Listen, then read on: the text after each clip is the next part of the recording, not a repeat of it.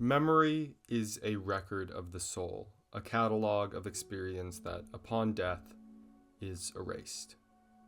We often remember the first frames of films we love, but it's the last ones that often haunt us.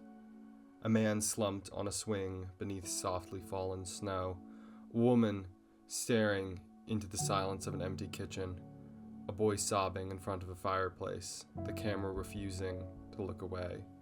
A soldier dancing alone, like a ghost trying to return to his body. These are not conclusions, they are disappearances. No explanations, simply after images. They feel like the world exhaling. Cinema often begins with a question, but the films that I tend to return to, the films that I carry, end with an ache. Not the catharsis of victory, not the thrill of a twist, but something quieter, more human. A sense that something sacred has passed through us and is now gone. In a culture that fears endings, that endlessly refreshes, reboots, continues, these films close the door. They do not say to be continued, they say goodbye. And they mean it. Some films do not just conclude, they decline. Rather than building to a climax or offering resolution, they unravel slowly, as though shaped not by a traditional narrative arc, but by an imagined sensation of dying. These are not films that end with a bang or twist, they end with a breath that trails off, a light that slowly dims. They are not stories that resolve, they are stories that surrender. In these works, death is not just a theme. It becomes the very structure of the film. Everything moves toward it and around it. The camera, the pacing, the performances, all conspiring not to surprise us, but to prepare us for the end. In All That Jazz, Bob Fosse's autobiographical fantasia, we meet Joe Gideon, a man already half dead, living in a permanent state of denial and decay. The film is a musical about mortality, a fever dream of rehearsals and hallucinations leading toward the inevitable. Its final sequence, a dazzling, surreal song and dance farewell, is not about closure. It's about performance as ritual, a man choreographing his own end and trying, in vain, to charm death into letting him stay a little longer. Similarly, Dancer in the Dark is structured as a death march. Every scene is heavier than the last, and from the beginning we understand that Selma's story will not end in escape or justice. The film becomes an act of quiet witnessing, an extended moment of helplessness as the world grinds her down. In the final scene, as she sings her last song and the screen lingers in unbearable silence, the film does not cut away. It forces us to remain with her, to endure the finality. This refusal to offer relief becomes perhaps the film's most devastating gesture. For Requiem for a Dream, death does not arrive in a literal sense, but the film is nonetheless structured around the loss of its characters' lives. Not through a single act, but through gradual degradation. Each character is pulled deeper into addiction, into desperation, until the final moments reduce them not to corpses but to husks. The film's visual style mirrors this decline, frenetic and exhilarating at first, but increasingly claustrophobic, grotesque, and mechanical. Its final montage doesn't seek catharsis, it seeks the fastest collapse possible. What unites these films is not just their overall interest in death, but their refusal to look away. Unlike narratives that flirt with darkness only to retreat to safety and light, these films sit in the stillness, in the breathless spaces where nothing more can be said. They are structured like elegies, composed with the quiet reverence of funerals.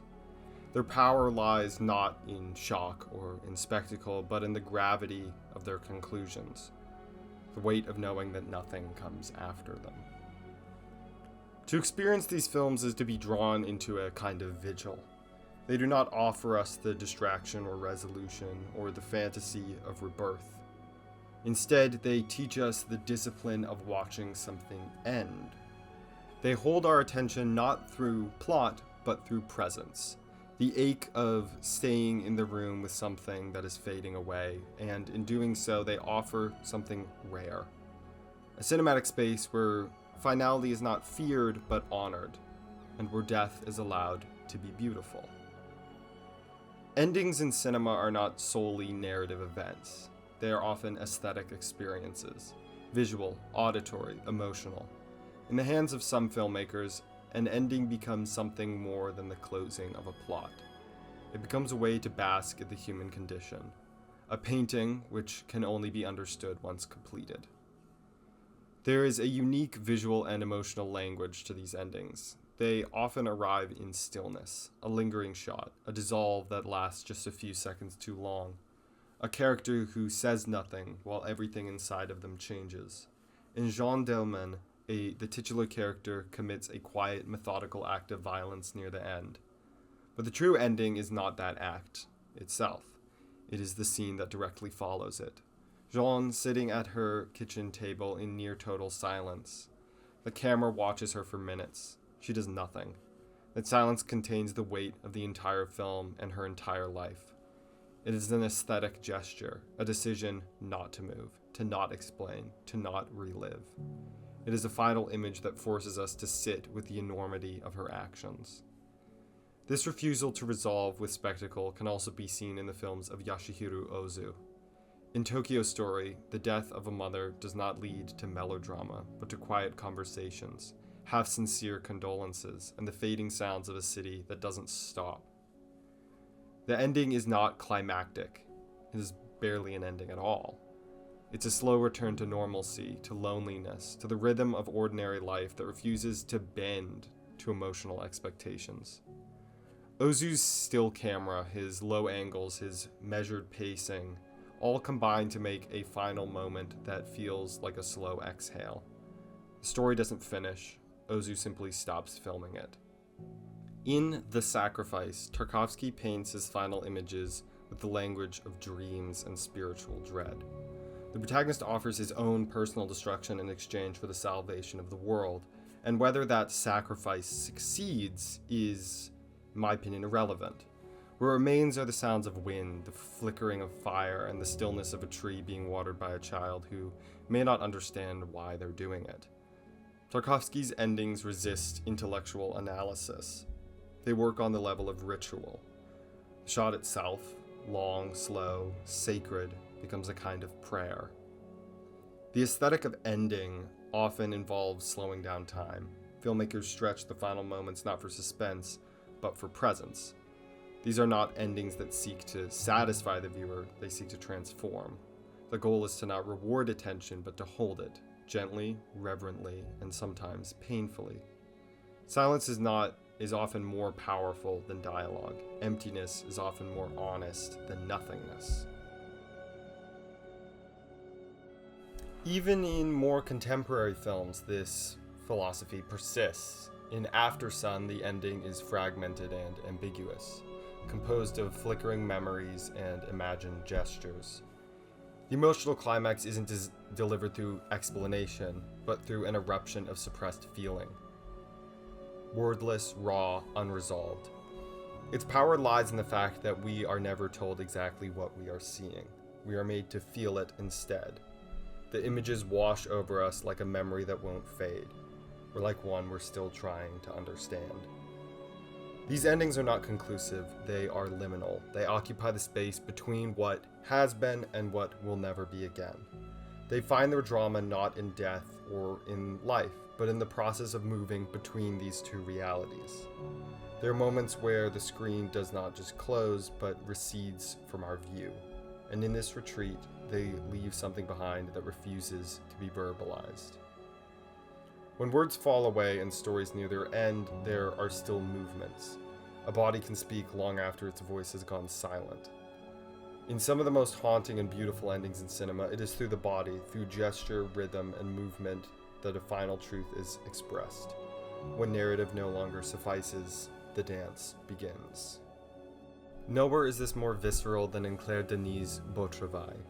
The film concludes not with resolution, but with an explosion of pure emotion. A solitary dance, unannounced and unexplainable. Denis' character, Sergeant Galoup, who has spent the film navigating repression, jealousy, and rigid discipline, suddenly moves freely, ecstatically, alone in a nightclub, to the beat of Corona's Rhythm of the Night. His movements are strange, aggressive, joyous, manic. There is no audience, no context. It is the soul unbound, the body saying what language cannot contain. The dance, out of time, out of narrative, feels like a resurrection, or death, or both. It is a soul caught between truth and annihilation. Dance, in its raw cinematic form, becomes a last rite, a pure expression of raw feeling, concerned not with making sense or providing for anyone other than the dancer. In Another Round, the final scene similarly turns dance not as performance, but as emotional release. After immense personal loss and reflection, Mads Mikkelsen's character, a middle-aged man gripped by mourning and midlife collapse, suddenly begins to dance. What begins as awkward and playful transforms into something graceful, athletic, and poignant. The film closes with his body suspended in midair, not metaphorically, but literally. The camera freezes, a man in flight. The image says everything that could not be said in words, the agony of life, the ecstasy of surrender, and the need to keep moving, even when nothing makes sense. These final moments stand outside of story logic. They are not meant to tie up loose ends, instead they point towards something ineffable, a last gasp of freedom before the end. In The Red Shoes, the line between art and death blurs entirely, as the protagonist, a ballerina torn between love and performance, gets destroyed by the very act that defines her. Her final dance is not a symbolic gesture, it's a fatal one. Her collapse is both narrative and aesthetic, a woman who dies dancing, because dancing is the only way she knows how to live. Even outside of literal choreography, the body becomes the final mode of communication. Think of Bill Murray's whisper in Lost of Translation, an intimate, half-hearted utterance between two bodies at the edge of parting, or the shaking hands in Call Me By Your Name, the way Elio touches the telephone as Oliver's voice slips away. In these moments, the body tells the truth that the voice cannot. The final dance is not always joyous. Sometimes it's the last reflex of a dying thing. In All That Jazz, Joe Gideon's grand finale is a musical number about his own death. A spectacle built atop a hospital bed. He sings, he flirts with death, he bows, but it's an illusion. His final movement is not applause, but a body bag being zipped shut. And yet, even here, the gesture still matters. It is performance as plea, as confession, as art made in the face of extinction. While so much of this beauty comes from accepting the moment of death as transcendent conclusion, a way to tie up life into one powerful moment, there are stories that take a different path. Don Hertzfeldt's It's Such a Beautiful Day is unlike any film about death or ending. It doesn't simply depict finality, it explores the refusal to accept it. Through its deceptively simple stick figure animation and surreal, sometimes funny, sometimes heartbreaking narration, it tells the story of Bill, a man unraveling under the weight of memory loss, existential dread, and his inevitable death. Bill's world is fragmented, looping, and, at times, absurdly comedic. Yet beneath this simplicity lies a profound meditation on what it means to live when the boundaries between past, present, and future dissolve.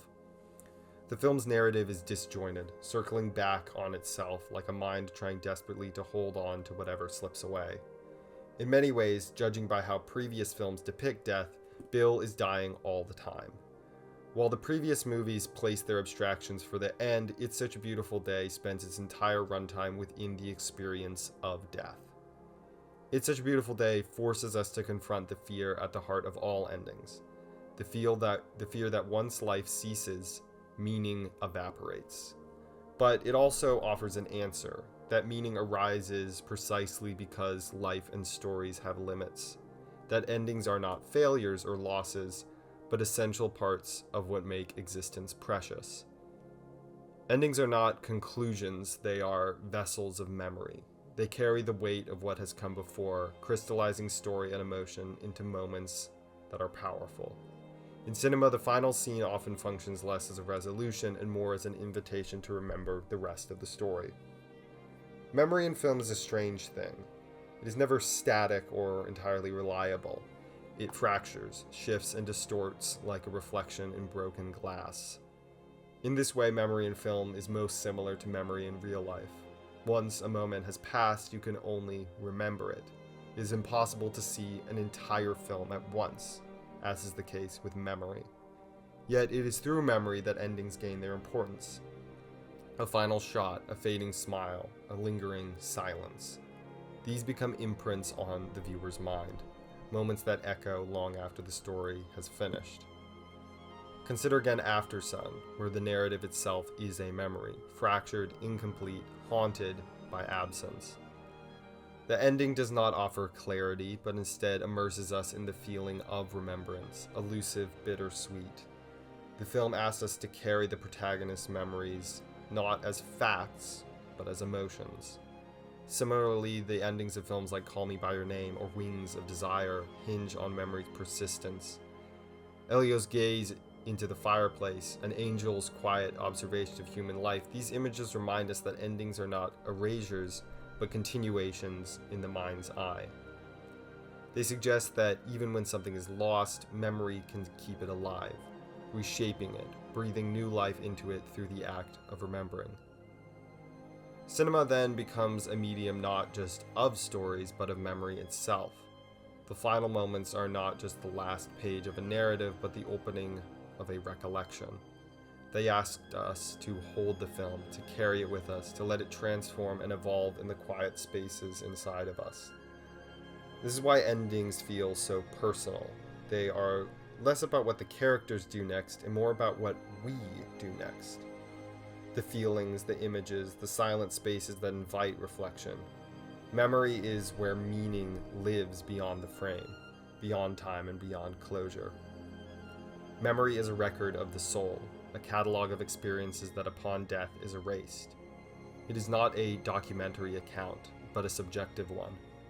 Memory is an archive that one alone can access, but something that no one has control over.